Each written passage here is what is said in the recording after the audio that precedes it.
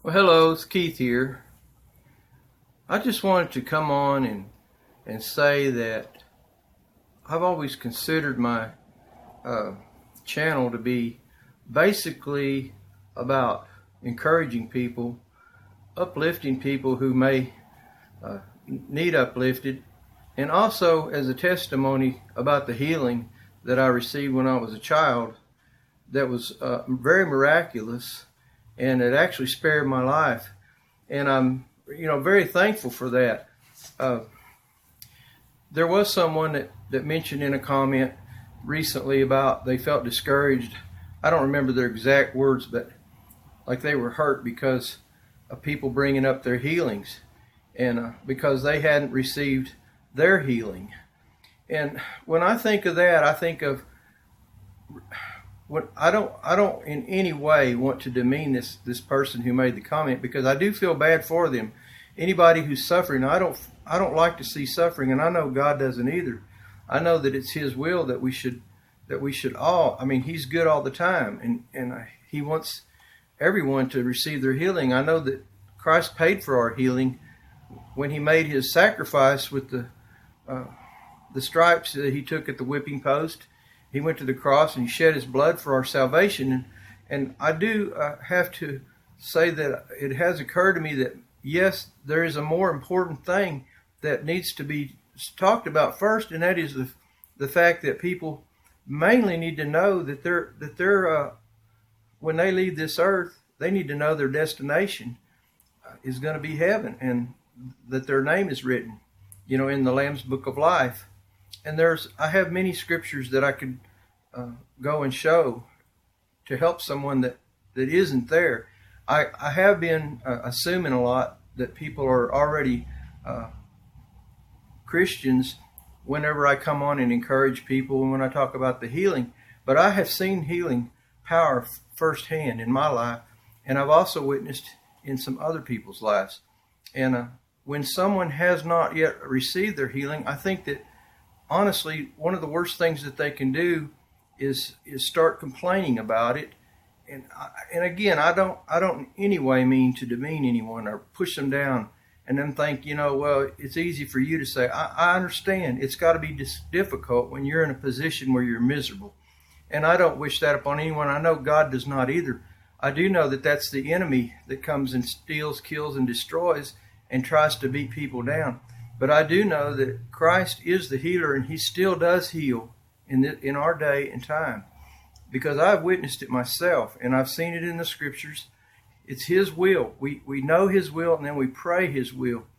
And when it says that His will is that we should be in health and prosper, even as our soul prospers, that's just one out of many scriptures that will back that up.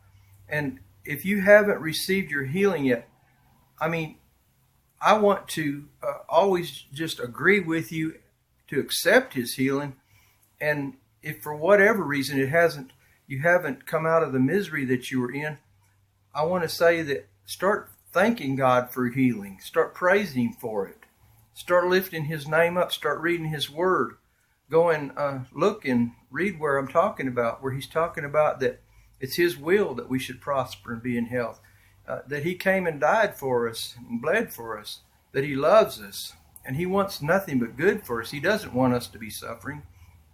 There are things put in place that when this earth was put into motion, there's gravity. I've made this comparison before. Gravity is a good thing and a bad thing. I mean, if you're on an edge of a high building and you're close to the edge working and you stumble and fall, gravity could be a bad thing for you.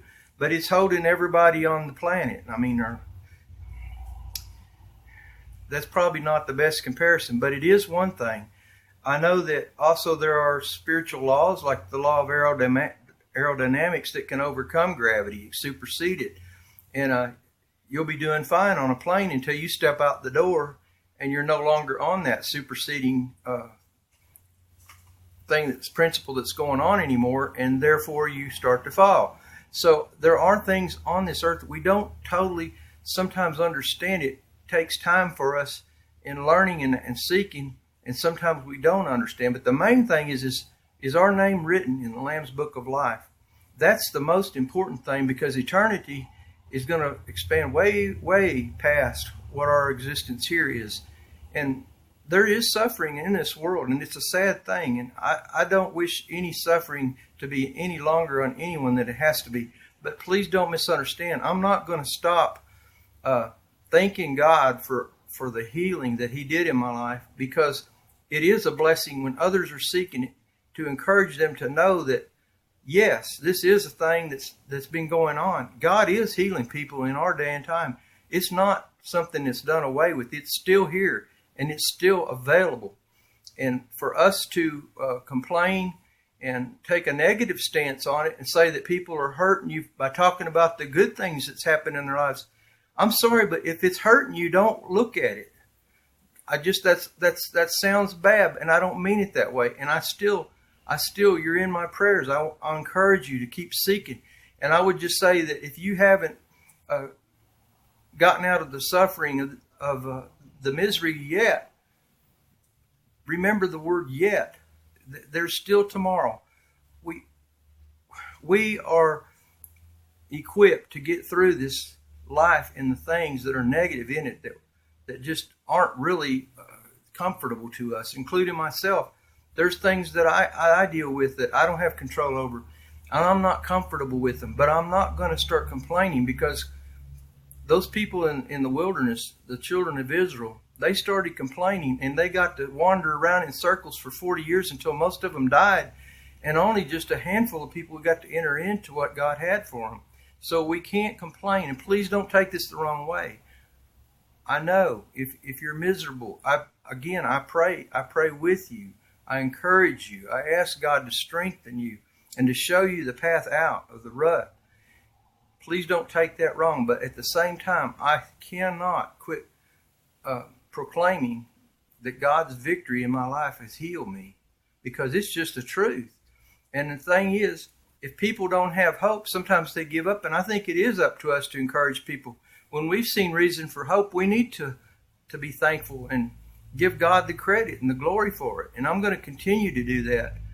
Even if people do come up and say that I'm hurting them, I don't mean to hurt you in any way by pronouncing my thankfulness and encouraging people to keep seeking God for the things in our lives that we need, because it's a desperate situation and the world does not have all the answers. Those doctors that observed me when I was in my condition, they had no answers. They said they were gonna open my skull and try to save my life. And thank God that He healed me before that happened. And I'm convinced that God could have waited till after they did all that, and He could have still healed me. The point is God is the healer. Jesus does love us. He does want a healing for us today. And if you want to take the stance that your feelings are hurt, I'm very sorry. I don't in any way mean that. That's not my intention. But for the other people out there that need encouragement and need to know that, yes, the healing is available today. It still is. And I'm not going to deny that nor denounce it in any way. And so I just want to encourage you, even the ones that are miserable right now and they find it easy to complain, please try to refrain from complaining. Our tongue is an important thing, is that we keep under control, because Proverbs 18:21 says that it has the power of death and life.